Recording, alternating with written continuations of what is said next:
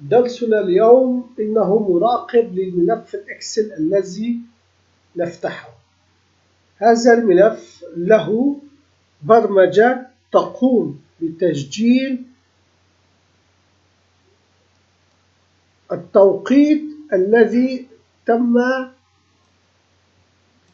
فتح الملف فيه. لنلاحظ، نحن لدينا ملف نصي فارغ، وهذا هو الملف الذي نعمله. عندما نفتح ملف الإكسل يوجد برمجة أتت وسجلت في هذا الملف النصي أنه بالمسار المعين، باسم المستخدم المعين، باسم الملف المعين، بالتاريخ الفلاني والتوقيت الفلاني تم فتح الملف. إنه مراقب لما نعمل. إذا أردنا أن نغلق الملف ونعود ونفتح الملف، نلاحظ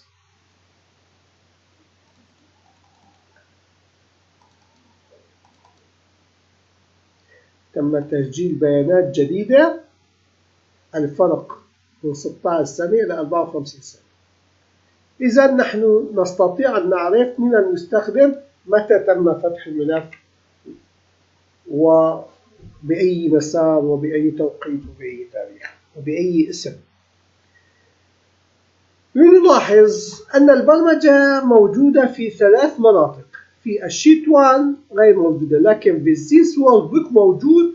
اذهب واستدعي برمجة IME. إن هذه البرمجة موجودة بالميديول. الميديول تقول إنني سوف أستدعي application اسمه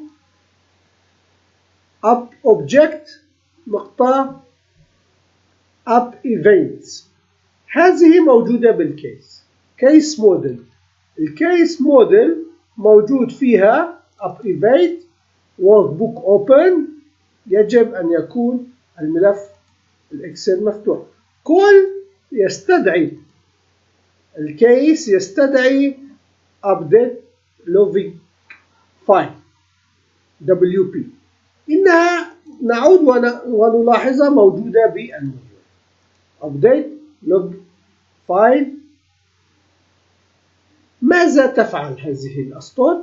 أولا تتجاهل الأخطاء، ثم تقول التكست متغير يأخذ الفول نيم مسار واسم الملف، ثم نعود ونقول تكست القديمة مع التكست الجديدة مع إشارة آد مع فاصلة تعطينا التاريخ مع فاصلة تعطينا التوقيت، ثم تقول التكست القديمة مع التكست الجديدة أعطيني اسم المستخدم، ثم تقول الفايل نيم أريد مسار الملف الإكسل، وبذلك يطلب أن يفتح الملف النصي، وهذا الملف يتم فتحه ويسجل فيه هذه البيانات الموجودة بالتكست، لأن الملف النصي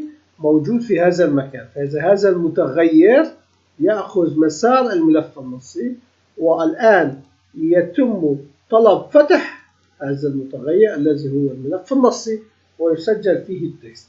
فإذا البرمجة موجودة بالزيس workbook، وثم الكيس، ومن الكيس يستدعي برمجة موجودة بالموديول لكي نعالج الموضوع.